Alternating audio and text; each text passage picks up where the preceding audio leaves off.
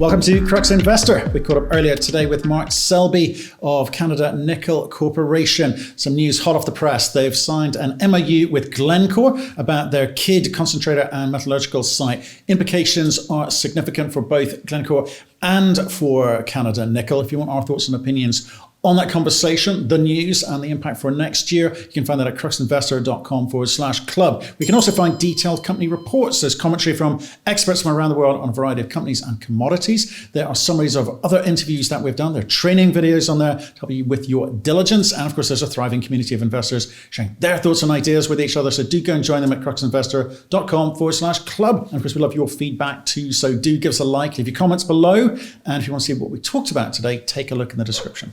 Mark Selby, Happy New Year, sir.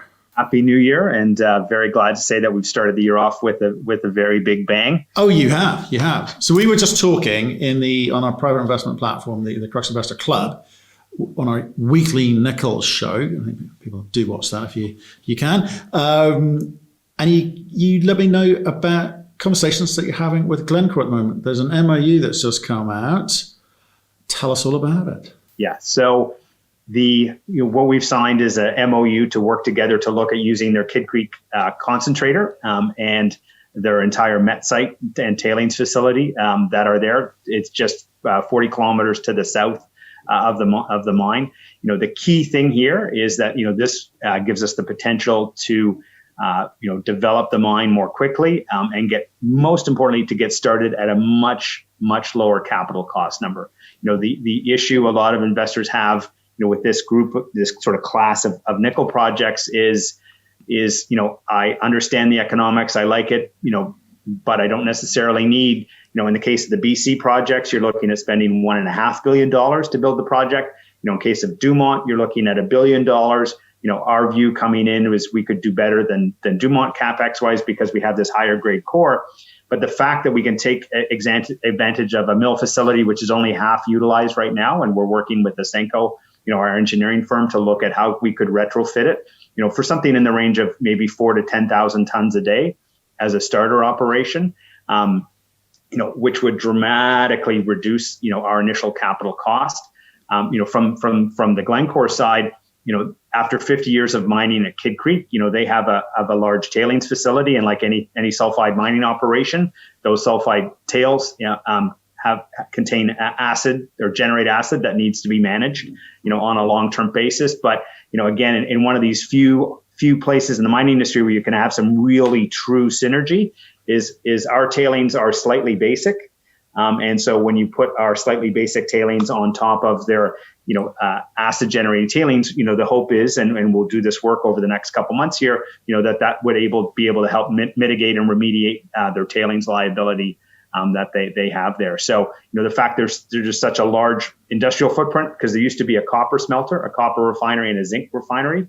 So the other portion of this is actually looking at, our downstream processing plants, that we're talking about from a net zero nickel cobalt and a net zero iron perspective. Look at the other thing we'll be doing is looking at being able to utilize that site that's just sitting there to be able to get those built at a much lower CapEx than they would have to be at a new site.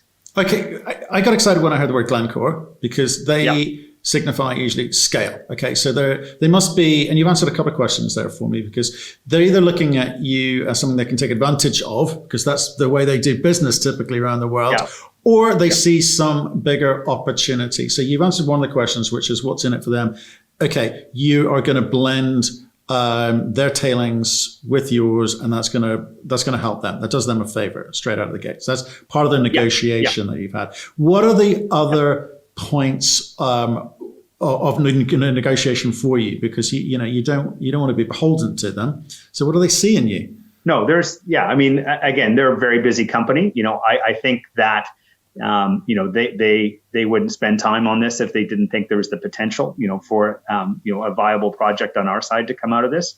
The other part of it, again, we'll look at using their existing mill facility. It has 4 separate lines in there. 2 of them are being utilized today and 2 of them are just sitting empty. So, again, in mining, people don't understand, just building a concrete pad and having a building, costs a fairly significant amount of money. So if you can take advantage of that and repurpose it to be able to process our material, which they did in the past. They had a nickel mine back in the mid 2000s that they used one of those circuits for a little while. So our engineering firm Ausenco is going to do the work to figure out what that looks like.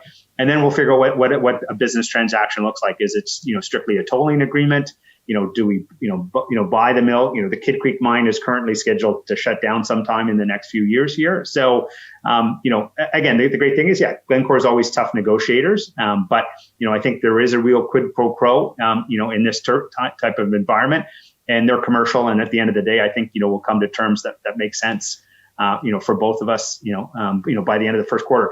The one thing is, again, with a PEA, given the ability to get this project started at a fraction of the capital cost, we want to bake that in as the base option. We will still build the large mill. Again, projects of this scale, you want the mill basically right in the middle of your deposit. So, but again, it just allows us to get going at a fraction of the capital cost, to be able to advance the project forward. So, and that's a huge advantage versus all the other large nickel sulfides. So it's lower capex. It's lower capex. Yeah.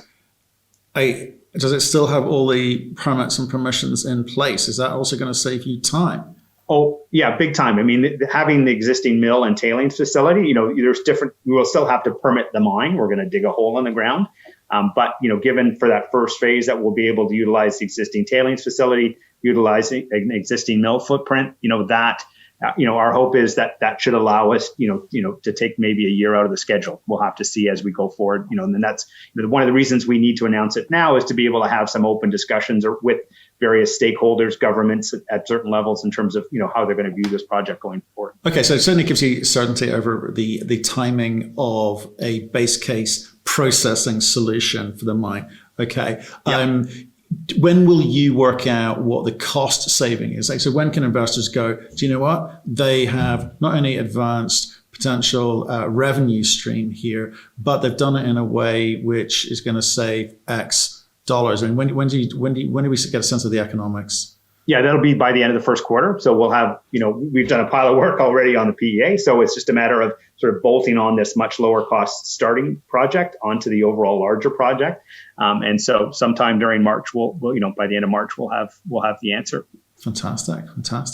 Okay. And with regards to what their future hopes may be, have you had discussions about, they have obviously looked at your project. It's early days. And you kind of alluded to the fact that potentially there may be some other types of economic discussions, partnerships, etc. Because this is not a JV per se. This is just an agreement to have an agreement about how you potentially could work together, right? Yes. Yeah, no. And the reason we're releasing it now is, we're going to have a broad set of discussions with various stakeholders. And so it's just good to have that in the public domain. There's going to be, we've done some preliminary work to understand whether there is the potential for that's here. And again, I think if people really step back and understand what that capital cost saving could be, they'll see there's some very clear benefits from our side. And again, in terms of, from their side of the table, in terms of using a site that's coming towards the end of its life, and being able to repurpose it to do something else with it. Again, that's a very attractive proposition, from their side. So, over the quarter, we're going to do the detailed work to figure out exactly, what those cost benefits look like, and then negotiate terms, in terms that are there. So, again, Glencore is always they're a good trading company, and good traders are always good negotiators. So, we'll see how that goes. But, again, in this balance where, there's really something in it for both sides. I think and I'm confident we can come to something that really makes sense for both of us going forward. Well, I'd be interested to see if that does actually happen, because it's interesting to me. The bit that's interesting to me is the fact Glencore don't talk to just anyone. If they didn't think you weren't going to be around, you wouldn't be having a conversation. So if you get that over the line, I think that's a big signal from me as to how positively they value your project going forward. But look, Mark, thanks for that kind of hot off the press update as to the conversation's going, which is brilliant. But I couldn't help but notice you've kind of got some First Nations news out there. You've also got some numbers that came out towards the end of December, just before we broke up for Christmas. I think there's a few things we'd love to get an update from you. When you're ready. Perhaps next week. No, I think early next week would be great. So we can sort of give you some update on multiple fronts. So, but it's just important. I think this is such a significant announcement. It's great to be able to talk about it. Right. Amazing. Now. Congrats. Well, Congratulations. Hope you get it over the line. I look forward to seeing what you can do this year.